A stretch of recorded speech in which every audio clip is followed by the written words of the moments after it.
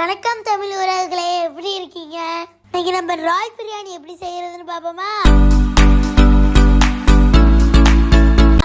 ரால் பிரியாணிக்கு ராலை கிளீன் பண்ணும்போது ராலை பின்னாடி பக்கத்தை கத்தியால இது மாதிரி கீறிட்டு உள்ளார ஒரு குடல் மாதிரி இருக்கும், அது வெளில எடுத்துடணும். அது மாதிரி நல்லா சுத்தமா கிளீன் பண்ணிக்கணும்.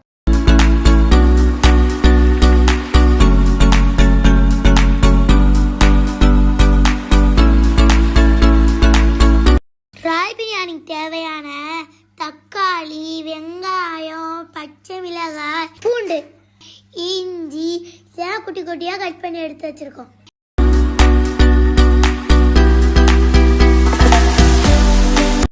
இப்போ கடாயை எடுத்து அடுப்பில் வச்சு எண்ணெய் ஊற்றிப்போம்.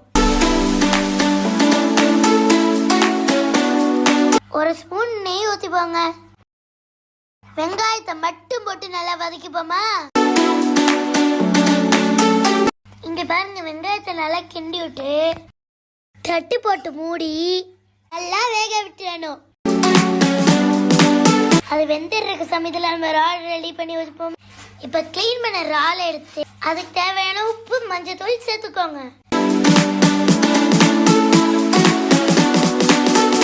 2 ஸ்பூன் மிளகாய் பொடி போட்டுக்கோங்க.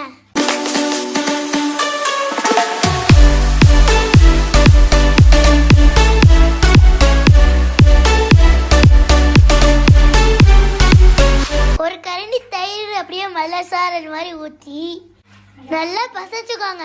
கொஞ்ச நேரம் ஊற வச்சுக்கோங்க.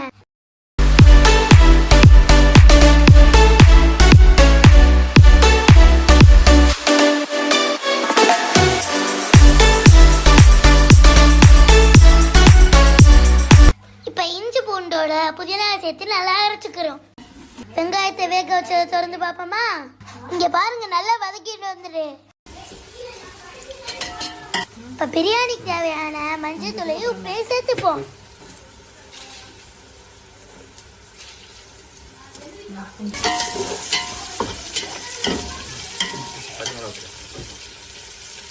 இப்போ பச்சை மிளகாய் போட்டுப்போம்.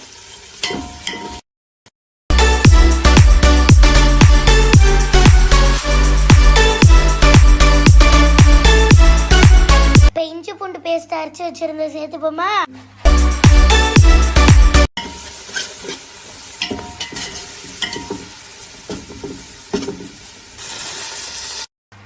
திருப்பி மசாலா மாதிரி 2 ஸ்பூன் தயிரை ஊற்றிக்கிறோம்.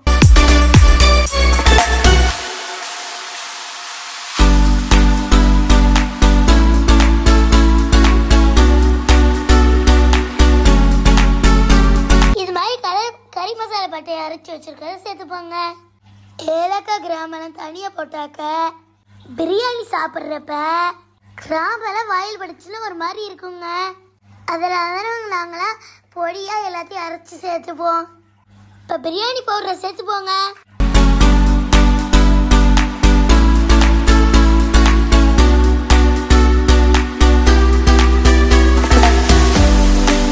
இங்க பாருங்க, எப்படி தலைன்னு பேசுற மாதிரி வந்துருச்சுன்னு. இப்போ முந்திரி பருப்பை உடைச்சு போட்டு சேர்த்துப்போம். அதோட கட் பண்ணி வச்சிருந்த தக்காளி இறக்கிப்போமா.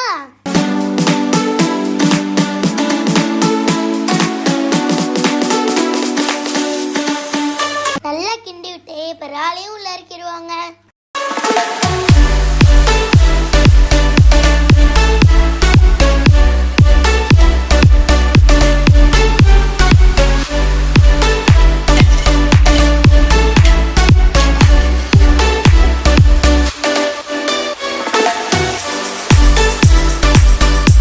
இது மாதிரி பாஸ்மதி அரிசியை வாங்கி 20 நிமிஷத்துக்கு முன்னாடி ஊற வச்சிருவாங்க.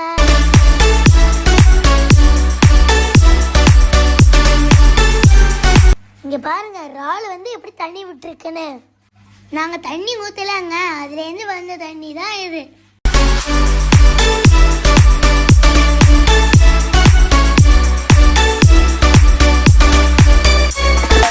இந்த சமயத்துல நம்ம கொத்தமல்லியும் புதினாவும் சேர்த்துப்போங்க.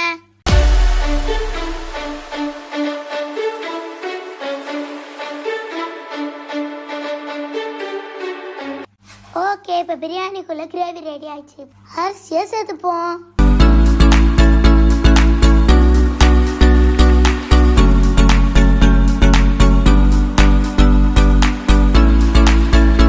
நாலு கப் அரிசி ஊற வச்சு சேர்த்துருக்கோங்க.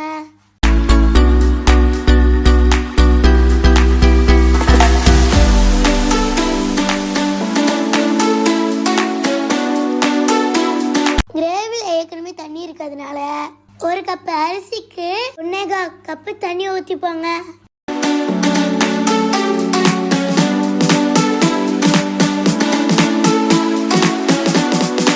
இப்போ லைட்டாக மேலே நெய்யை ஊற்றி மூடி போட்டு நல்லா வேக விட்டுருவாங்க.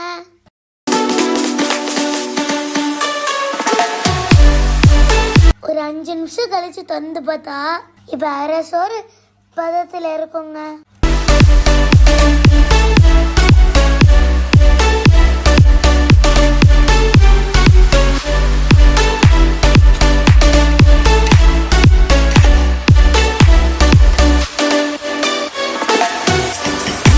கிண்டி விட்டு திரும்பி மூட வச்சிருவோம். இங்க பாருங்க, ரைஸ் நல்லா மலர்ந்து வந்துட்டு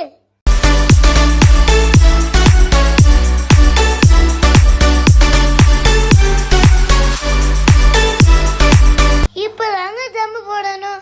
இந்த சமயத்துல ஸ்டவ் ஃப்ளேமை சிம்ல வச்சுட்டு மூடி போட்டு மூடிக்கோங்க. ஒரு தண்ணியை சுட வச்சு அது மேல எடுத்து வச்சுப்போம்.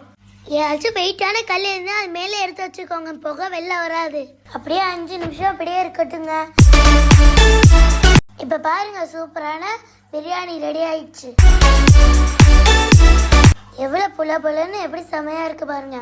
மீன் வறுவல் வெங்காய பச்சோடையோடு சேர்த்து ஒரு ஃபுல் கட்டு கட்டலாங்க.